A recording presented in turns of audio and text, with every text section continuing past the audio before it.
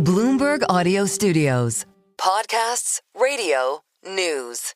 Today we're headed to Fayetteville, Georgia, just south of Atlanta. And our first stop is the Hopeful Primitive Baptist Church. This small one-room chapel has been standing for 200 years. When you walk in that door, you feel the history. I mean, you can see the top hats and tails. You can see the regalia of the time. You can see the horses in the in there in what is now the parking lot. Scott Johnson is the pastor there and a longtime resident of the area. It's close enough to the city to be close enough to the city, but far enough away to be far enough away. We love Fayetteville, and it's a very special place. Yeah, it's a small town. For a long time, it's been a bedroom community. A lot of people commuting to Atlanta, working for Delta. People choose it because it's pretty. A nice, quiet town. Bloomberg reporter Josh Saul covers energy, and that's what drew his attention to Fayetteville, along with another one of our colleagues, Don Lim. And then the reason we're interested in it is that Blackstone came knocking. Blackstone, the world's largest private equity firm. And Blackstone's data center development firm, QTS, decided that this town in Georgia was a good place to build a really, really big data center. And data centers are the thing that underpin our modern technological lives. When I text a gift to my wife, when you have a baby and the doctor runs a bunch of tests, or if you use ChatGPT, all of that runs through data centers. And there's a lot of money in them. Big gold rush to build as many data centers, and people pay you to be in them. Big tech companies in particular have been signing long-term leases. They've been building their own data centers and even exploring the possibility of nuclear energy production to make sure there's enough power to run all the data centers they'll need in the future. At first, Fayetteville was excited to cash in on this piece of the AI gold rush.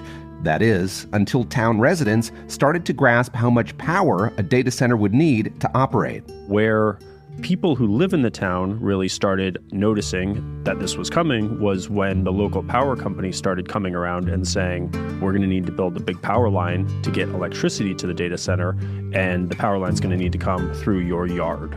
That was the message to more than 100 homes and private properties, including the church of Scott Johnson, the pastor. These are not just regular street power line poles that you think of. These are massive, high-energy, high-frequency power lines, and so they're going to be draped on two sides of our property, up along New Hope Road and across the intersection right at our corner. So on two different corners, we will be draped with these invasive, ugly monstrosities.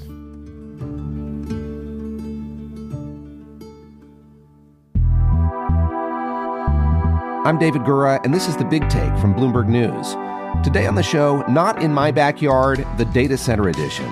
What American demand for data centers means for the communities across the country where they're built, the companies that invest in them, and our power consumption. The town of Fayetteville, Georgia, had been trying to get a data center because of the tax revenue that would come with it. So at first, landing a big data center developer like QTS seemed like a big coup for the community. QTS has data centers all across the U.S. and claims to be the fastest growing data center company. Microsoft soon expressed interest in the Fayetteville data center. And Bloomberg's Josh Saul says Fayetteville had a lot to offer. One of the big reasons is that Georgia Power, the power company there, is good at providing power. It's what they do. So the electricity is relatively cheap, it's very reliable, and there's open land. We're going to talk about the amount of power that these things need, but maybe we could talk about what they look like physically first. How big is a data center, a modern data center? I guess the simplest way to say is that they are huge. You could think of two Walmarts stacked on top of each other with no windows. The ones that I've been inside recently are relatively small, maybe a tenth the size in terms of energy consumption as this one in Georgia. And when you're inside them, they are still enormous, just huge, huge rooms. You could play a sick game of paintball in there. And just really, really big. And in parts of the country, like in Northern Virginia, when you drive through areas that are just all data centers. So you just drive by them for a while, and there's just data center after data center, and there's some slightly different architectural elements, and they're oriented in different directions, but they all look roughly the same and all have the same small parking lots with, a couple of techs or a couple of prospective clients parked there. How different are the data centers that are being built today from ones that we were seeing being built, 5 years ago, 10 years ago? What sets them apart from what we've seen in the past? Right. Well, they're just a lot bigger and a lot more powerful. I mean, you talk to old guys in the industry and they're kind of like, yeah, I mean, when I started out, we had a data center in our office. It was just called the computer room. And it was just a room that had a couple of computers on it. And at that point, that was enough to hold, the whole office's technology. Now, that is definitely not the case. So yeah, the simplest way to answer it is the way the data centers have changed is that they continue to get bigger, they continue to get more powerful, and they continue to take on new tasks. Now, AI is starting to just be a part of our everyday life, and all of that runs through data centers like the one in Georgia that we're talking about, but also like the ones in Northern Virginia or in the deserts of Arizona or Ireland or Singapore or kind of any of these other places we're talking about. How should we think about the amount of power that these data centers require? It's so much power. This one data center in Georgia is going to use over a gigawatt. I mean, you ever seen The Simpsons? That whole nuclear plant, Mr. Burns never said exactly what its capacity was, but that nuclear plant, imagine that whole thing powering just one big data center. I mean, that's astonishing. It's really a lot of power. It surprises you because for a long time in the U.S., power demand was flat. Even as people built more houses, things got generally a little more efficient, and power demand would creep up by 1 or 2% a year. It was just a very slow, very sleepy industry. That has definitely changed. People and our economy just need a lot more electricity than they used to. So we went from that really slow load growth to just this kind of hockey stick projection that we're seeing now. I mean, some analysts I talk to compare it to, we haven't seen this kind of change in our energy systems in the U.S. And the amount of electricity we use since World War II.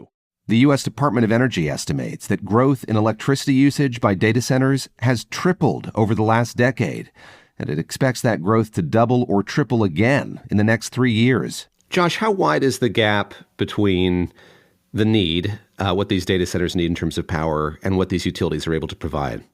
Well, the utilities are pretty happy about building a lot more generation. And that's really changed the outlook for some of these companies because instead of what we saw a few years ago in terms of they were going to be building more clean energy, shutting down their old coal plants, and building little or no new gas plants. Now they're sort of, we're not going to shut down our old coal plants. We need to build a lot of new gas, and we're going to build new clean energy also. But it's completely changed the generation plans for these companies. Can you just talk a little bit about the investment that's flowed into these data centers? Yeah, I mean, Blackstone bought QTS in 2021. They turned it into the fastest growing U.S. data center landlord, and it now makes a lot of money for them. They have a footprint right now that's got roughly $50 billion in data centers, and there's another $50 billion of, prospective data centers, prospective developments in the pipeline. So it's a huge operation. And it's something it sounds like Blackstone, and I'm sure others are very committed to. They see this as being an opportunity now and certainly one into the future. Yeah, I mean, QTS alone now has something like 2.5 gigawatts of signed power capacity, meaning that's data centers with that much power that are signed to flow into them. Their goal is to have more like 6 gigawatts it's aiming towards. And for capacity, I mean, that's more electricity than is used by the city of Miami. After the break, Fayetteville residents and city officials were surprised by the amount of power their new neighbor is going to require. And that is when the backlash started.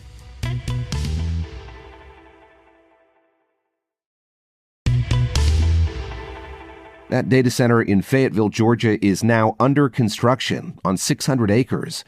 When it's finished, 10 hulking bunkers will hold thousands of computers.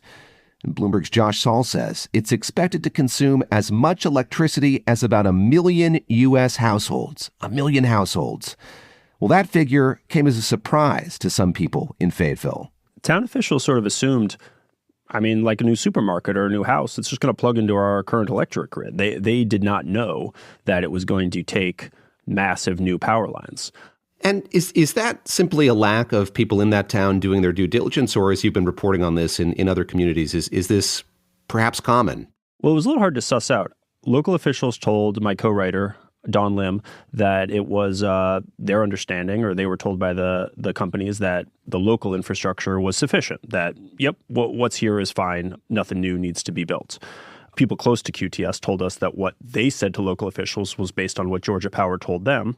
And then when we went to Georgia Power said that transmission planning is a long process and they don't disclose confidential client information to town officials. So, that's all very complicated, but what it boils down to, at least from the viewpoint of homeowners and town officials, was that They did not know this big transmission line was going to be needed until the deal was basically done, and there were Georgia Power workers knocking on people's doors saying they wanted to buy an easement through their property. That's the point when town officials found out, kind of packaged up with this deal is going to be a huge new transmission line that's really going to change the face of our town. The power lines were set to encroach on more than 100 properties and houses. I mean, nobody likes a big transmission line coming through their property. Sometimes when I'm working on this kind of story, I think about the house I grew up in Alaska, and like if a big transmission line was built right through the view in front of the house that my mom and dad built with their hands, it's like, that doesn't make anybody happy. That's roughly the reaction that people in Fayetteville had, is like, no, I don't want, even for 10 grand or 100 grand, no, I don't want to sell you an easement for a massive power line to come through where I like to, watch deer. But underneath all of that was sort of the understood truth that this was a David versus Goliath situation and the power line was coming. And people were also scared of eminent domain, which is rarely used, but kind of is, underpins all these negotiations, which is, if there's a few holdouts along the path of an important piece of public infrastructure like a highway or a power line, a company like Georgia Power can go to court and can get the right to buy the land and buy the easement by force. So, yeah, people were, protesting and unhappy, but they, I think at some point understood that the power line was coming. Josh, what did those homeowners tell you about their response when they started getting those knocks on doors? Yeah, well, kind of right from the beginning, there were some ringleaders or some organizers, and people would get together and talk about, well, if none of us sell out, then the power line won't come through here, and maybe it'll have to go somewhere else, or maybe they won't build this data center after all.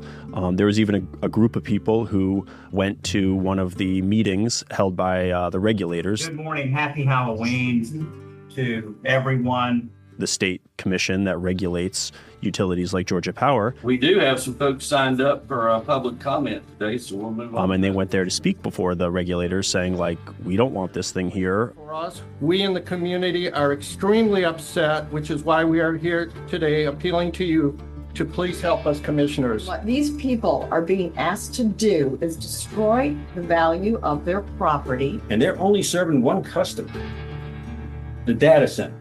So there was a lot of resistance. One homeowner told Josh and his co-reporter that Georgia Power first offered only $2,800 for an easement on her property. Months later, that offer came up to around $140,000, but she still felt like that wasn't enough to make up for what she thought it would do to her home value. We talked to some appraisers for the story, and one told us that the range that big power lines can drop a property's value can be, 10 to 30%. It can be higher in rural areas because people are in those areas because they value that quiet, those pretty lanes.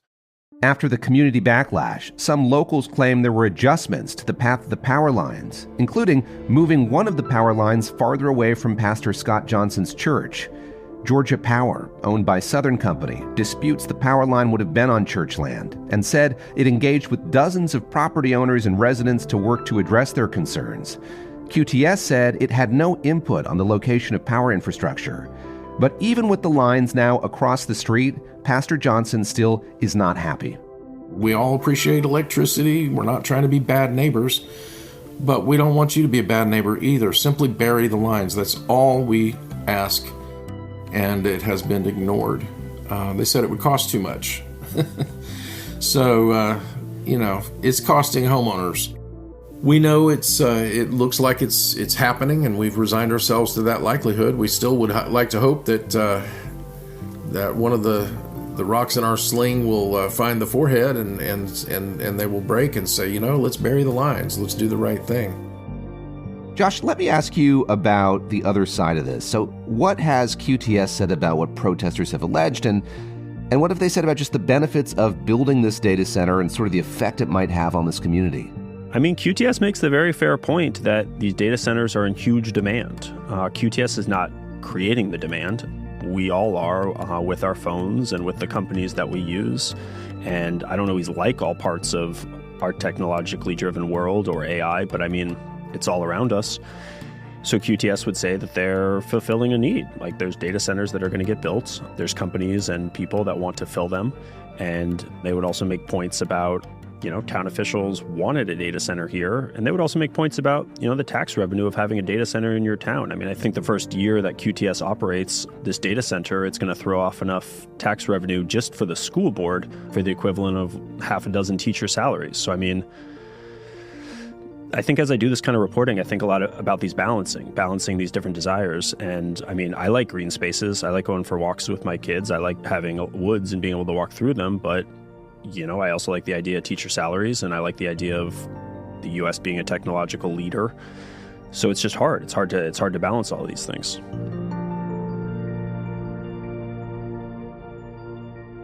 As we noted, the data center boom is being propelled in part by consumer and business demand for AI, which needs massive amounts of computing power. But the release of China's DeepSeek AI model did raise some questions over whether all this computing power is really needed. And this week, there was one sign that companies might be rethinking their own power demands. TD Cowen reported that Microsoft had canceled some leases for U.S. data center capacity. This is The Big Take from Bloomberg News. I'm David Gura. This episode is produced by Alex Tai. It was edited by Tracy Samuelson and Carol Wetzel. It was fact-checked by Adriana Tapia and mixed and sound designed by Alex Segura. Special thanks to Don Lim. Our senior producer is Naomi Shavin. Our senior editor is Elizabeth Ponso. Our executive producer is Nicole Beamsterbor. Sage Bauman is Bloomberg's head of podcasts. If you like this episode, make sure to subscribe and review The Big Take wherever you listen to podcasts. It helps people find the show. Thanks for listening. We'll be back tomorrow.